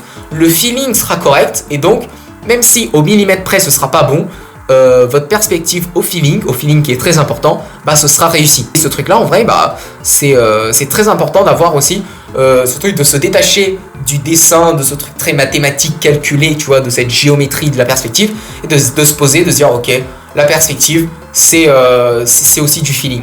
Troisième truc, c'est que celui-là est très précis au niveau des personnages en perspective. La phase après, la phase de je fais du foreshortening, la phase de j'apprends les persos en perspective et à les mettre et tout, c'est la phase qui vient après, pour moi, l'apprentissage de 1 de la perspective et de 2 de l'anatomie. Si tu connais pas tes principaux muscles du bras, des trucs comme ça, oui, tu peux faire des cubes et des cylindres en perspective, d'accord, mais c'est une phase, surtout, pour bien la faire, qui vient après ces trucs-là. Parce que si tu commences directement mal en faisant les mauvaises proportions au niveau des bras, au niveau des trucs comme ça, sans avoir les connaissances en anatomie, bah ça servira beaucoup moins. Donc la phase de foreshortening de tout ça, faut accepter si tu es à un niveau débutant que c'est une phase qui vient un petit peu après. Je sais que c'est le truc qu'on a envie de faire, mais commence par ces cubes, commence par cette perspective logique, commence par cette perspective basique, par ses muscles, par les trucs comme ça, vraiment. Et 4e point, celui-là, j'en ai déjà parlé un petit peu dans la vidéo, mais ce qui fait galérer le plus, je pense, en perspective, ça va être le manque d'organisation et le manque de représentation en 3D. On peut être crispé, tu vois, trop de fois, tu vois, et être dans le flow du dessin et faire des traits, ça m'arrive notamment sur le dessin de la maison là, de faire des traits, sauf que en fait ces traits là, moi dans ma tête je suis en mode c'est correct, sauf que comme c'est pas calculé, comme mon organisation était pas claire, en fait non, en fait ces lignes là, elles allaient pas vers le point de fuite. Et donc ça a fait qu'ensuite quand j'ai dézoomé, je me suis rendu compte, attends mais ça va pas. Tu vois, j'ai eu le feeling que ça allait pas. Donc le fait de ne pas s'organiser, de bien s'organiser, tu vois, et de ne pas calculer quand même, surtout dans les grandes parties, ça peut nous faire retrouver avec des dessins qui sont pas ouf, qui sont pas réussis en perspective. Et c'est la raison, qui va faire que nos dessins en perspective sont pas réussis. Et le deuxième truc avec ça, c'est que penser en 3D, et surtout penser les grandes formes en 3D, c'est le truc, le numéro 1, le truc le plus important. Parce que moi, par exemple, pour ma maison ou pour mon personnage, le fait que ma maison, elle peut être résumée et à la base, c'est 3 cubes mis ensemble et ensuite quelques cubes, voilà, pour quelques cylindres, pour les fenêtres, pour les trucs comme ça. Bah, ça fait que tout ce que je vais rajouter ensuite, bah, va être, tu vois, cohérent. Ça va être cohérent, ça va être des détails sur une base qui est déjà très correcte. Si en perspective ta base est correcte, ce qui vient par la suite, et si tu respectes par la suite surtout ces trucs de 3D, est-ce que l'objet est au-dessus de la... Tu vois, je le redis, si l'objet est au-dessus de la perspective, tu montes le dessous, etc. Si tu penses à ces trucs-là, et si ta base est parfaite, si ta base, voilà, ton cube et tout est en perspective, c'est bien, mec, tu peux pas foirer ta perspective. Tu peux pas dire j'ai foiré ma perspective. Non, t'as juste foiré 2-3 lignes, ok. Mais le truc sera correct. Et c'est le truc sur lequel il faut que tu te focuses. Si au début, ta perspective est bonne, si tu as bien organisé, tu as mis ta ligne d'horizon, tes points de fuite, tes lignes de fuite et ta base, tes cubes sont bons dans n'importe quel paysage et tout, mec, la suite sera bonne. Voilà. Ce sera presque impossible de foirer ça. Voilà, en tout cas, je te remercie d'avoir regardé cette vidéo. J'espère t'avoir appris des trucs. Dis-le moi si toute la vidéo de 1 heure n'a pas été claire. Et si tu t'es barré pour aller voir une autre vidéo, dis-le moi franchement ce que je peux améliorer. Si je compte refaire des cours comme ça, beaucoup plus détaillés, où je prends le temps de parler, de développer un sujet et tout. Et dis-moi si vraiment ça plaît et si t'as pu apprendre des choses. Si t'as rien appris, bon bah je m'excuse, je n'ai pas réussi mon devoir. Et j'espère peut-être pour de prochaines vidéos réussir à t'apprendre des trucs. Ou alors si t'as appris plein de choses, n'hésite pas à me le dire. En tout cas, moi je suis très content d'avoir fait cette vidéo. J'espère que ça a été utile. Moi je vous dis à la prochaine mes amis. Portez-vous bien. Allez voir ma dernière vidéo. Et on se retrouve très prochainement pour de nouvelles aventures. Sur ce, dessinez bien. Et ciao!